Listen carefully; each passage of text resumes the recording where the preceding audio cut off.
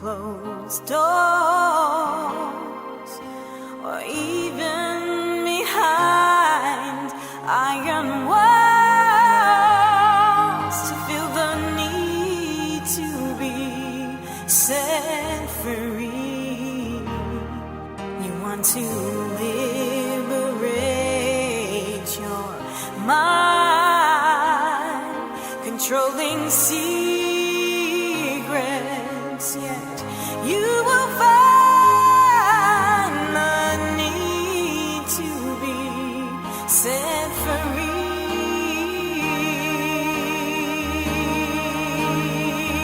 And the Lord says, captives be free, just come to me. I'll break those chains that hold you down. Hi everybody, welcome to Heroes of Hope show. We're so excited to be able to come to you today. You know, this show was designed to be able to bring different organizations, different churches that are establishing different programs, different officials that have something to say about this drug epidemic that's taking place here in Staten Island. We're so excited about this show and specifically why it was designed, because it literally sets a platform for many different people to come and share what they bring to the table here in Staten Island to touch the lives of people. Today, we have a very special organization that's with us, that's been a tremendous blessing to us as the clergy of Staten Island, but many other organizations also have they been assisting and working together with. And that organization is TYSA. TYSA is Tackling Youth Substance Abuse, and here today we have a representative of TYSA, and her name is Jazmin Rivera. Hello. And I just want to give her an opportunity to introduce herself and tell us a little more about what she does at TYSA and what is TYSA about. Hi, so again, my name is Jazmin Rivera. Thank you for having me today. So I work for TYSA, which is an organization, it's a coalition that comes out of the organization Staten Island Partnership for Community Wellness. So what I work on specifically is prescription drugs and heroin, but we also are working diligently on alcohol, marijuana, any emerging drug trends that come up right now. So what our coalition really does and what's unique about us is that we bring diverse partners together. So instead of just working in our silos individually on the drug epidemic, we bring together our hospital systems, elected officials, our clergy, our faith-based communities, parents, youth, teachers, literally anyone who can throw their hands into this fight, and we work together to align our resources and assess gaps in services and make sure that everyone is really getting the message and that we're starting to have this conversation about substance use and how to really prevent these things and treat them and help with recovery in any place across the continuum that we can help is what our coalition really works towards. Yeah. Is TYSA like in Manhattan, or is it like in the city, or what borough? Where are you guys actually located? TYSA is a Staten Island organization. It's a Staten Island coalition. So we have partners from across the city, cool. But what we really do is bring together people who are at the front lines on Staten Island dealing with this drug epidemic. You know, we look at this epidemic, and so many people have so many ways to approach what's going on. What is your unique way? And I know you shared a couple of things, but when you get everybody together, what exactly are you trying to pull together to be able to make a difference within the island concerning this drug epidemic? So one important thing that we do that I think is often undernoted is that we really help spark conversations and facilitate partnerships. So in addition to everything else we do as backbone staff or the funding that we get from the state, things like that, we have an opportunity to bring someone like you together with someone from the YMCA or a parent who's never had a chance to talk to their pastor about something like substance use before. It really just gives people an opportunity who might not have been in the same room before to get together and realize that we have this common ground and that we can have these really educated in conversations that have very unique perspectives so we can think about innovative ways to address these things. Yeah, I definitely remember being in a meeting and feeling that, because you know, when you sit around a bunch of pastors and you're talking, it's a specific language. Mm-hmm.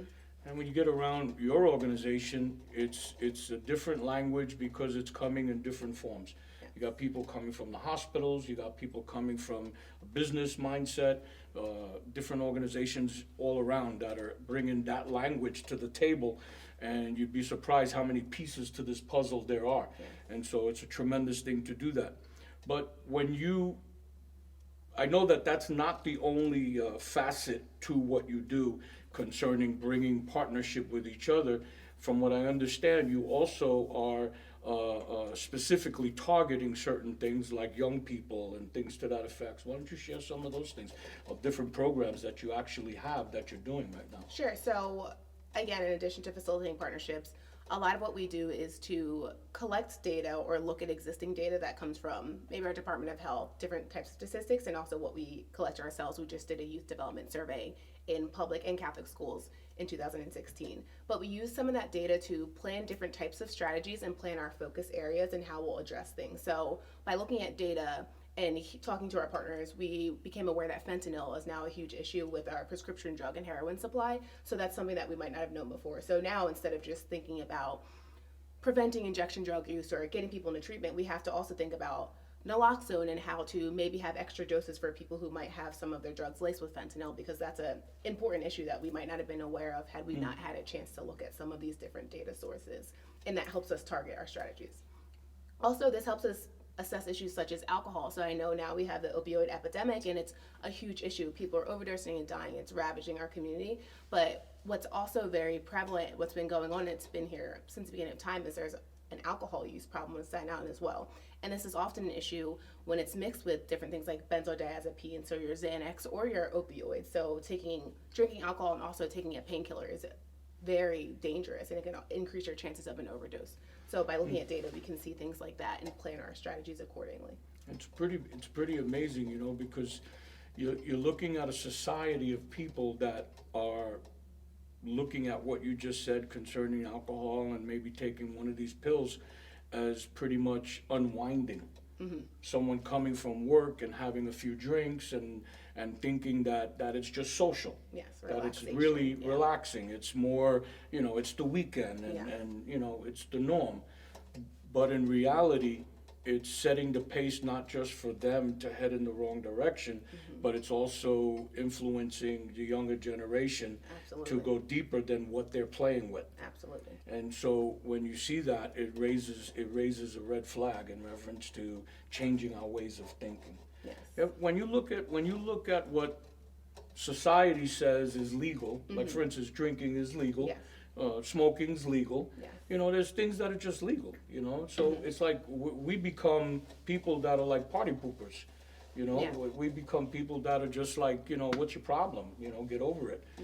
But when you look at these statistics, what are the thoughts concerning that? You know, what are your thoughts concerning how people see it as society saying it's okay, but it's running rampant? I think what's interesting and diverting, this is to your point, but diverting a little bit back to the opioid epidemic. What's interesting about what we're seeing on Staten Island now is that many people are beginning with a prescription for a painkiller. So that's legal as well. You go to your doctor, maybe you're a young person, you were playing sports and got a torn ACL. You go to your doctor, you get a Oxycontin prescription. That could end up you could end up misusing this prescription, and you could end up injecting this thing, and maybe you become addicted or dependent upon heroin now, and you develop a substance use disorder. But it began in a very legal way. You go to your doctor, you trust what they say, yes, you should take this pain medication because you're in pain, and it can turn into something else. So it's interesting with what we're seeing in the epidemic now, how it's a little bit different than things that we've observed before. It sometimes starts legal, and we still always observe, not always, but often observe, people begin with like drinking or marijuana, and then you would go up this like progression of slightly harder drugs as you go along. But now we're seeing some people go straight from prescription painkillers to heroin. Yeah, that is amazing how just the thought, I'm trying to wrap my head around the thought of a young person in, let's say, high school, getting ready to go to college because he's on a scholarship. Yep. And so much promise, so much future, and all of a sudden addicted to painkillers. And now his career has pretty much been halted because of all this craziness that is taking place. is there something that's happening in society? I remember hearing something about Governor Cuomo coming and signing a bill. Yes. And you guys are like right in the middle of a lot of that in Yes. reference to pushing the issue. Why don't you tell us more? And the reason why I'm asking you these questions is because we want our viewers to know that TYSA is on the front lines. Yes. And there's different ways of looking at the front lines. And, you know, we as the clergy, we look at it as we're on the front lines to touch the lives of people and grab hold of them. You guys are on the front lines, but you're cutting through a lot of the red tape that we can't get to. Absolutely. So it makes our job easier in what we do because of what you do. And so it's important that we set this platform for you. So why don't you tell us some more about some of the governmental things that you guys have been working on and things that have already happened? Sure. So Adrian Abadi, our executive director for the Staten Island Partnership for Community Wellness, actually sat on Governor Cuomo's task force as well as the mayor's task force that addressed opioids and heroin specifically. So that was what came out of Governor Cuomo's task force was a huge package of legislation. But I think to your point, what you're saying is that a lot of what we deal with is at the environmental level. So it's not so much, we don't do any direct services. We don't work with clients, but we try to work on policy change, systems level change, and getting people changing in thinking. So something that we've had some influence, worked with our elected officials too, was to get iStop in place in Staten Island. So this is to have prescription opioids monitored. So it's like a prescription drug monitoring system to make sure that we know what's going on, how many prescription drugs people are getting, if they're refilling it, try to stop things like doctor shopping, different issues like that, so that we're more aware of the amount of pills floating around in our community. Pretty cool. Yes. What about this thing that I heard about in reference to something that, I don't know if it actually got launched, but in reference to, we heard someone had died in a bathroom. And all of a sudden you guys pretty much launch yourselves into a direction of being able to have some type of literature created. And why don't you tell us some more about that? So that's an exciting project that we're working on. It's what's horrible, like you said, people have been overdosing in restrooms in Staten Island, I'm sure across the country. But it's in a restroom. This is a public place. It's a business that someone owns. So in addition to this being a huge issue for our community, it's also business owners don't want this kind of bad publicity even happening like right in their own business, right in your backyard. Absolutely. So we are working on a campaign, which we're launching within the next few weeks. We've just been screening materials, is to work directly with businesses that have restrooms to teach them how to have safe bathrooms. So maybe locking your doors, maybe making sure you're aware of who's coming in and out of your restroom. Things that aren't about stigmatizing or not letting people use your bathroom, but more about being aware of what's going on. And also what's most exciting about that is we're pairing it with the naloxone training. So we'll have someone from one of our community-based organizations come in along with myself or someone else from TYSA to provide an actual naloxone training. So hopefully there will be that kit at that store all the time. So if there is an opioid emergency, if someone is experiencing an overdose, they'll be equipped to deal with it. And also having, sorry, the second part of that is in the restrooms on the back of the door, there will be some information for people specifically about how to avoid opioid overdose. So make sure you're not mixing your medications, be aware of what you're taking, and seek help if you need it. And it'll direct people to NYC Well, which is a crisis hotline that can connect people with services across Staten Island and also across New York City.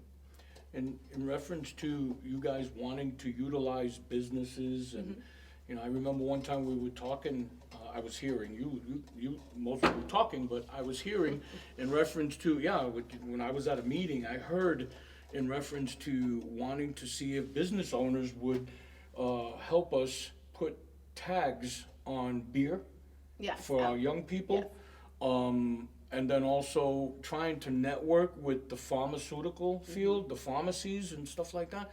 You know, what can you share about that? Because, you know, you'd be surprised. Some of the viewers might be store owners, some of the viewers might be pharmacists, and maybe they don't know that this is something you would like to do. Absolutely. And they might even get in contact with you and say, hey, listen, come over here, I want to talk to you about it. So why don't you share that with them? Sure, and just to reiterate, TYSA is a coalition. So we're always welcome to have anyone who has any kind of expertise or passion about this issue to come sit at our table and share your experiences and your ideas with us, because like we said, all hands on deck for this issue. So to that point, but also, so the sticker shock is what you're talking about first with the alcoholic beverages. So that's specifically targeting alcohol. It's having our young people, so either our youth group or any group of youth that's interested. So some church-going youth would be great as well, to go into liquor stores, bodegas, different places that sell single alcoholic beverages or 30 packs or whatever they come in, and putting stickers on them warning about the dangers of selling alcohol to minors or just serving alcohol to minors.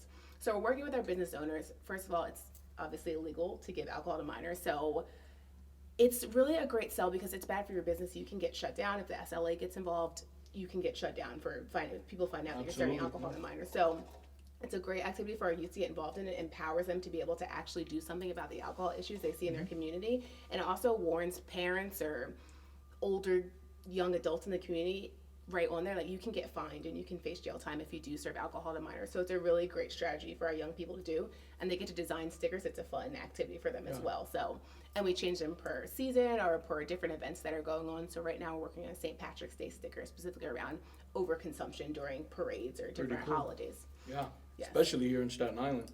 Yes. Yeah, that's a huge thing here in Staten Island. You know, pharmacists, I had a pharmacist that came, I had given you some of their information the last meeting. It blew my mind, it really did, because we didn't even say anything to them.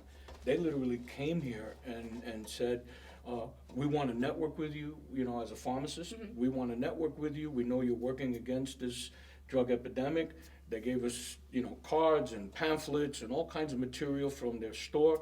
They're in the Berry Homes area, and I just felt like that one individual person was a voice for many others that are out there that, like you said, own businesses. They own their pharmacies, and they want to be able to, you know, put material up, statistic-wise and stuff like that.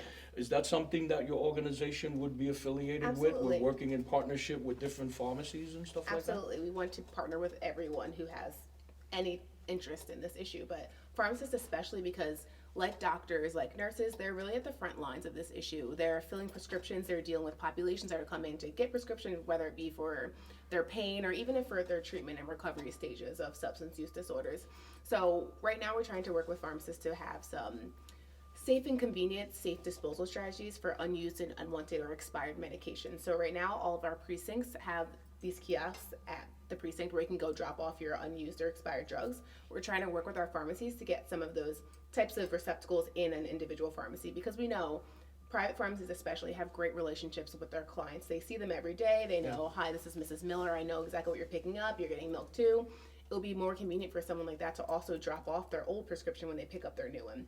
And also through similar work, we're trying to disseminate some drug deactivation pouches into our community. So we know one of our local pharmacies worked on a strategy earlier in the year, but we're also trying to get more of these pouches. So you put your medications into it, you add water, you shake it up, and you can just throw it right into your trash can. So that's good for people who maybe are older adults, don't get out of their house as much. It's a safe, effective strategy for disposing of your drugs, because we know if you have these kind of medications left in your house, in your medicine cabinet, people can have access to them. If your grandkids come over and can take some of your medicine and you don't even know.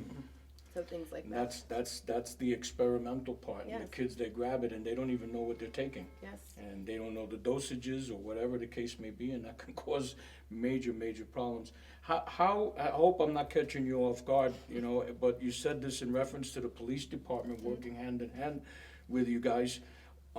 Is there any statistics or maybe I guess we would call it a guesstimate if you didn't have the exact number, but in reference to how much has actually come in with those people that are able to go to the precincts and drop off and put it in this can? Is there like a certain amount that's come in already? To be totally honest, we're not aware of that because it's a DEA issue. So the DEA are the only people who are allowed to come collect them, and then they separate and they count and they weigh and see what's in there.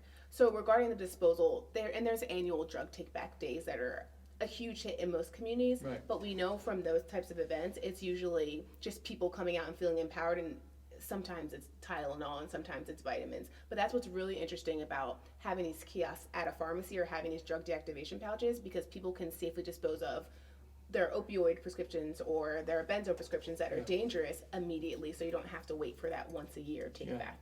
So we don't have a statistic on the weight or anything like that, but from what you're hearing with the police departments and stuff, it's working effectively? Yes, and it will People work. are bringing their stuff Yes, and and it will work dropping it? more effectively the more convenient we make it for people, because we know on Staten Island our public transportation isn't like it is in other places across the city. Having to go out of your way deters people from doing anything. So having to go all the way to a precinct, if it's not very close to your house, it's not going to make you want to do it. But if it's a pharmacy where you have to go anyway to pick up your new prescription, you're likely to drop it off. So that's why we're trying to make this as easy as possible for people. That's pretty awesome. So I hope everybody's listening to this, because this is the reality of being able to disperse and get rid of some of the stuff that's sitting in your medicine cabinet, instead of just saying, okay, I took, you know, for 15 days when you had a 30-day prescription, and here comes your teenage son thinking that it's okay to start taking these painkillers that you were on because you pulled your back out, and now you have a son that's addicted to drugs, then can't get a prescription and starts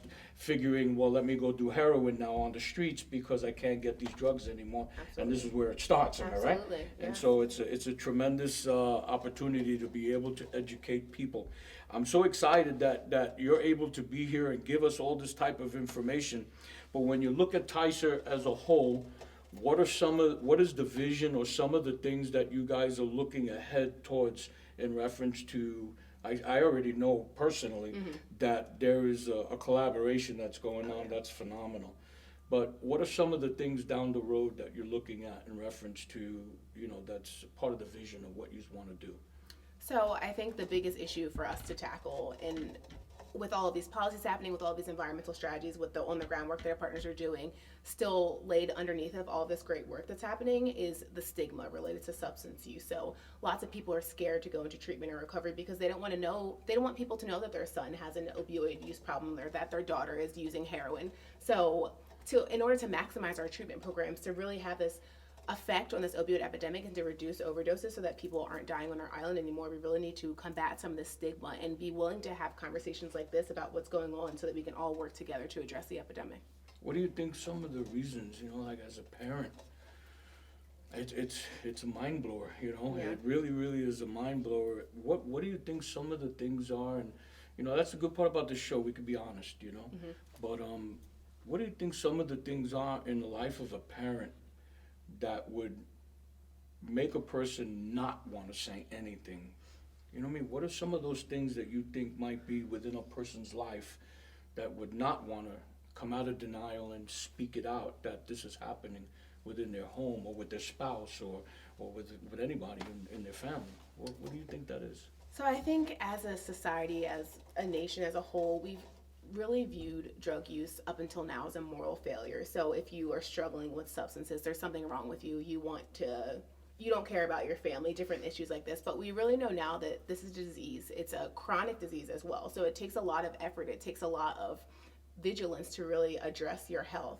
And as soon as we start to reframe this issue as a health issue instead of a moral issue or a lack thereof issue, then I think we can start to head on and start having more of these conversations, and people won't be as afraid to talk about what's happening within their own homes. Because we know when you start these conversations, the more you talk about it, the more you know that someone else is experiencing this too. Someone's daughter or their mother or their aunt or their uncle, someone they know is also dealing with a substance use issue.